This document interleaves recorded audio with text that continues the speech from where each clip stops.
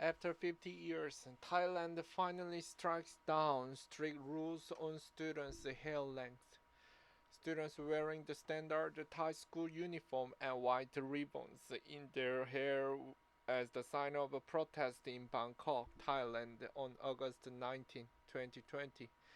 Bangkok, Thailand CNN. It was still early in the morning when the crowd of sleepy students, all in matching uniforms and identical neat hairstyles, lined up for the daily gathering by the flagpole of their Bangkok high school. Eighth grader Barami Chaopawanich was among the 3,600 students in attendance as teachers worked through each rule, examining every teenager in the monthly spot check of their dress code, of compliance, and appearances.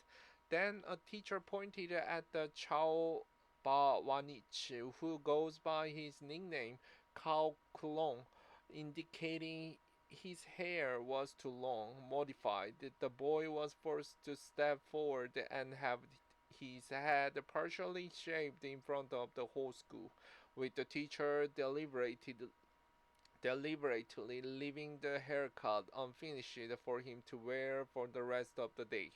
There was a feeling of shame, like a child being singled out, made into a joke, isolated, and having their hair shaved, making them look ugly, said Cao Kulong, uh, now 20 and at university. He still vividly remembers working back into class afterwards, where everyone turned to me and burst into laughter. It was a scene that remained stuck in my mind, and it made me really insecure, he said.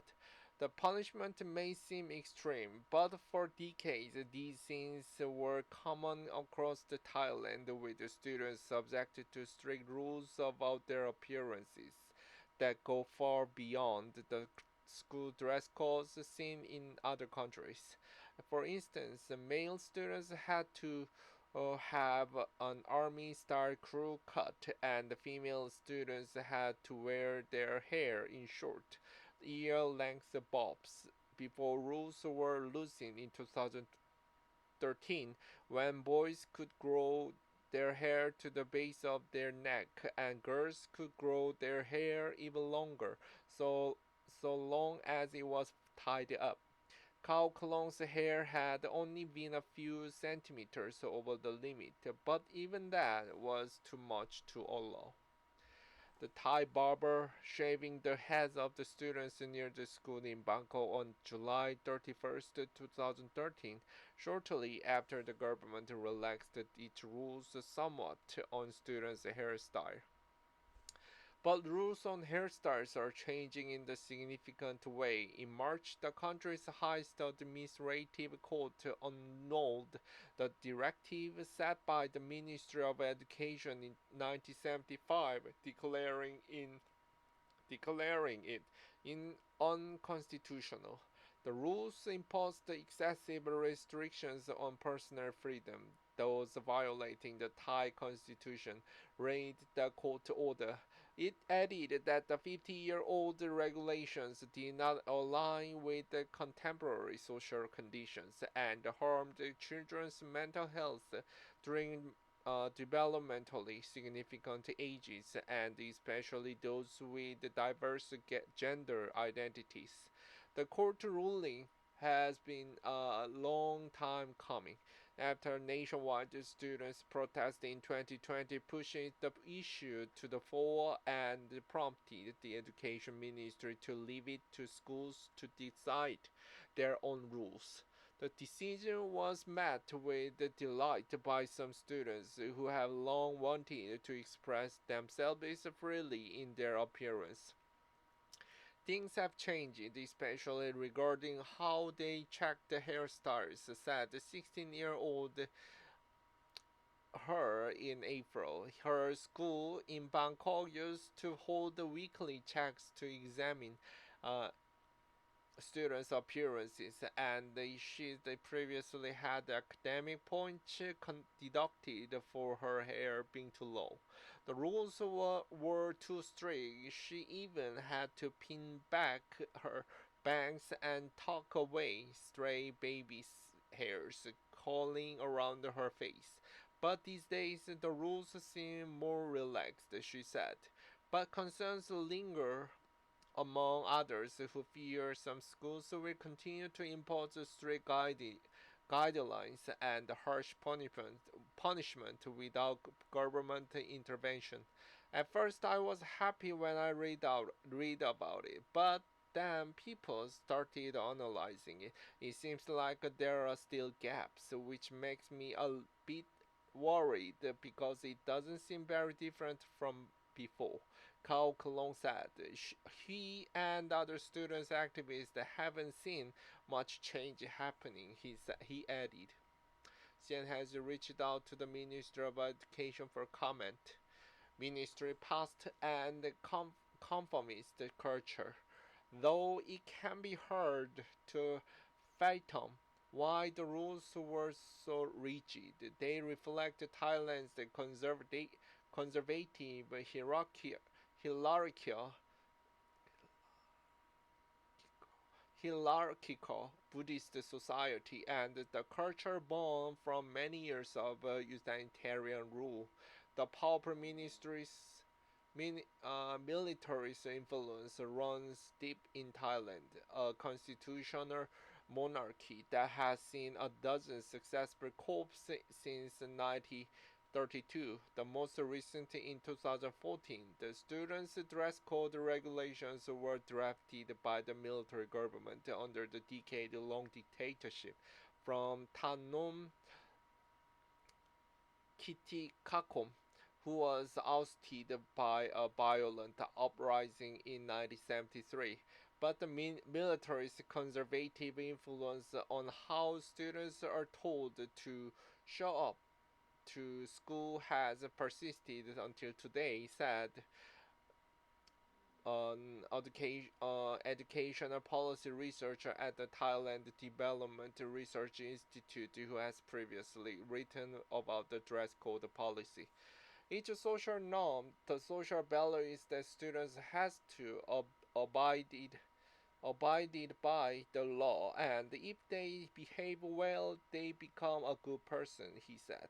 In Thailand, the students have to listen to their parents and follow the school regulations, he added.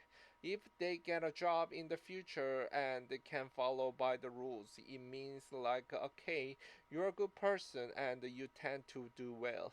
The March Court Order acknowledged this line of thinking, pointing out that the higher hairstyle regulations had aimed to cultivate students as future responsible citizens, emphasizing the need for close supervision by parents and teachers to ensure they adhered to societal norms and laws.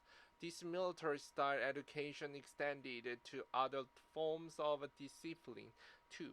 Cao Cologne recalled teachers beating him almost every day in middle school for lacking discipline, sometimes using a ruler until it broke. The rules are strict about the uniforms too, which are similar across all public schools, even specifying the types of socks and shoes students must wear. Times changes, students began pushing back, but even a relaxation of rules in 2013 stoked controversy, with some parents and teachers arguing that looser regulations could encourage disobedience and distraction. That debate continued until protests broke out across the country in 2020, with a band of students deciding they had had enough. A high school student wraps a ribbon around the waist of the elderly protester during the demonstration for educational reform and against Thailand's military government in Bangkok on September 5th, 2020. Bad students fight back.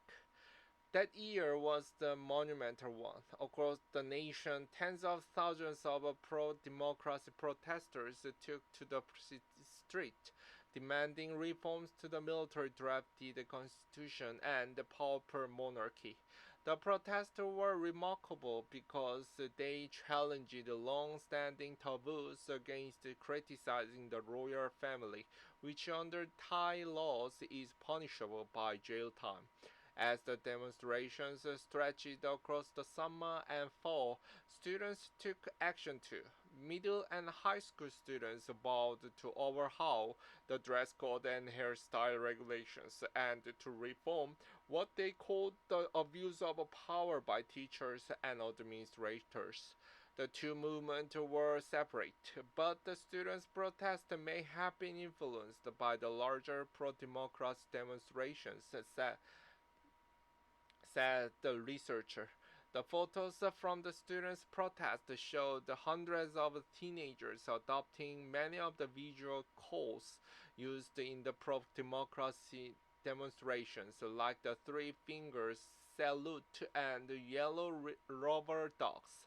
Our first dictatorship is school, read one popular slogan written on protest signs.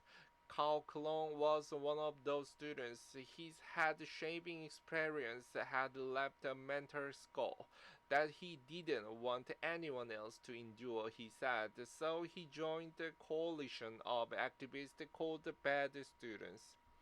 High school students raised the three-finger salute, a symbol of resistance, during the protest in Bangkok, Thailand on September 5, 2020. Cast off the bitter, outdated uniforms. Read one Facebook post by bad students in November 2020, urging students to dress as you please. The following month, the group organized the protest in front of the Ministry of Education, where students hung their school uniforms on the gate. The protests were colorful, lively affairs with the students knitted out appropriately. Some put black masking tape over their mouths to represent their feelings of oppression at school. Others came in inflatable dinosaur costumes, poking fun at what they called the order, outdated generation of the Thai politicians dictating their uniforms. In a show of defiance, some even cut their hair at the protest. One 19-year-old shaved her hair on the steps of the education ministry and in front of the top official, Reuters reported at the time. What about gender fluid or non-binary students? She said, echoing many students who showed up in rainbow clothing to demand more gender-diverse uniforms. We felt hopeless at that moment. It was like, if not us, then who? In the sense, what if? In the sense that if we don't speak up, who will speak for us? Cao Colon said. The group filed petitions and complaint with the government, which eventually led to the Education Ministry repealing each hairstyle regulation in 2023, ensure they do not limit students' bodily freedom. Last year, the ministry also told the schools and teachers to use caution when doling out punishment. The protesters hangs up school uniforms on the gate of the Ministry of Education during the Bad Students Rally in Bangkok on December 1st, 2020. The wrist court order appears to, at least on paper, cement these victories, and by declaring the hairstyle rules unconstitutional could give students more leverage at schools that choose to maintain stricter rules. The students in Bangkok felt the change when she arrived at school recently without her bangs pinned back. They just let it pass without saying anything, she said. When asked whether she wanted more freedom in her clothing, she empathically answered yes, absolutely, and said that she'd like to wear t-shirts and jeans and let her hair down loose. But she said it's too soon to celebrate. Schools now need to be held accountable and consult with their communities and school boards on how to adjust their regulations, he said. But it's not clear if students will have the seat at the table. 5 years after the protest swept Thailand, the students once on the front lines are also tired. Many have moved on with their educations, juggling the demands of schoolwork, jobs, and daily life. The issue of students' rights have faded from headlines, though obstacles linger. Still, Kalkulong said, with this court order, I hope we can return to discussing rights and freedoms in every school, issues of oppression or utilitarianism. Just because we haven't talked about it doesn't mean it has disappeared. We've just forgotten to address it, he added. We feel that the desire to fight may have diminished, but everyone still remembered the feeling of being threatened when she stood up to fight for our own right.